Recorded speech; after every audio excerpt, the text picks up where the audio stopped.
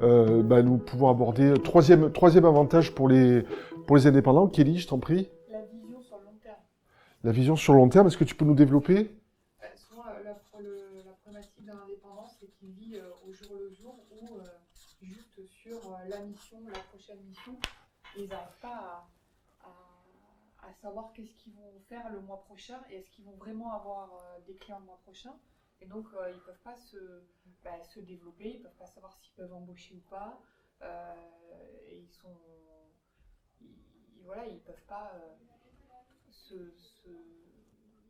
se sentir mieux aussi, puisque Ouais, ça peut les poser aussi, complètement. Oui, le fait est, ce que tu veux dire par là, c'est finalement, c'est que avec une vision à court terme, quand on est à l'affût de rendez-vous, de prospects futurs clients, qu'on a des enjeux supérieurs, que ce soit payer ses crédits, honorer ses factures, nourrir sa famille, se projeter pour avoir un minimum de vacances, du coup, on est ce qu'on appelle dans l'urgence, hein, en tant qu'indépendant, que ce soit les assureurs, hein, nos clients CGPI, conseillers gestion de patrimoine, mais également les consultants, coachs formateurs. Vous l'avez tous les jours, vous le constatez lors de vos entretiens téléphoniques.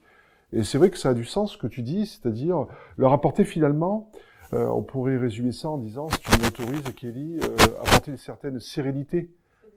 C'est ça, se projeter dans une régularité finalement, et non pas être dans une situation d'urgence. Donc l'intérêt de se projeter, c'est que avoir recours à la solution LeadCamp finalement, est-ce que ça permet pas d'avoir une certaine sérénité en se disant j'ai externalisé ma prospection, je ne subis pas les situations, mais je suis proactif. Je peux me concentrer sur des tâches à plus forte valeur ajoutée et me projeter finalement dans une régularité. C'est un petit peu ça. Tout à fait.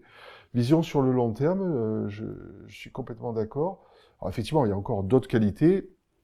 Delphine, peut-être, qu'est-ce que tu préconises? Ouais, moi, ça va dans le sens de ce qu'on vient de voir, c'est la régularité, puisque j'ai eu le cas aussi de certains consultants qui travaillaient en dents de scie, pour pouvoir justement sortir la tête de l'eau.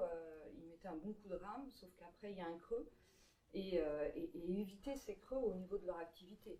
Donc, en leur apportant des contacts, on leur mâche évidemment une partie du travail et ils n'ont plus qu'à se concentrer sur leurs activités principales. En fait. Se concentrer sur leurs activités principales, apporter de la régularité, comme tu le soulignes.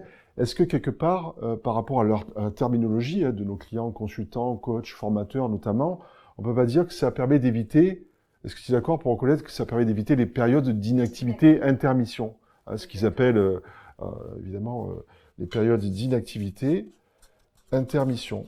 Grâce à cette régularité, finalement, le fait que notre système prospecte en continu de 8h à 18h, non-stop, parce que l'avantage de ne pas être soumis aux aléas de l'humain. Nous, il faut qu'on fasse la pause déjeuner, il faut que de temps en temps on s'hydrate un petit peu, qu'on fasse des exercices d'assouplissement pour les plus dynamiques d'entre nous.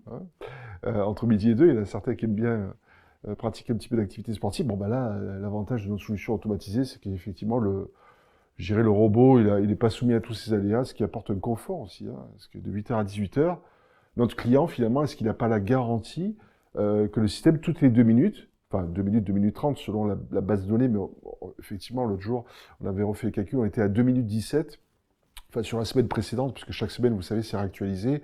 Donc là, entre 2 minutes et 2 minutes 30, finalement, de 8h à 18h en non-stop, on est dans une régularité, une fréquence, une assiduité, finalement, on peut dire.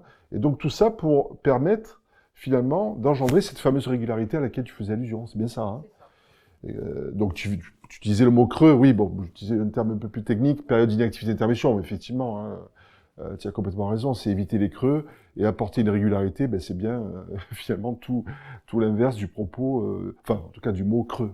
Là, pour le coup, on n'est plus dans le creux. Donc on a vu le TJM, plus de contacts, la vision sur le long terme, donc pouvoir se projeter. Aujourd'hui, des facteurs clés de succès, quelle que soit l'activité de chacun, c'est aussi de pouvoir se projeter. Si on se projette sur le court terme, naturellement, c'est pas la même chose que si on a des outils qui permettent de se projeter sur le moyen, long terme, et pouvoir s'autoriser à se fixer par conséquent des objectifs smart, n'est-ce pas ?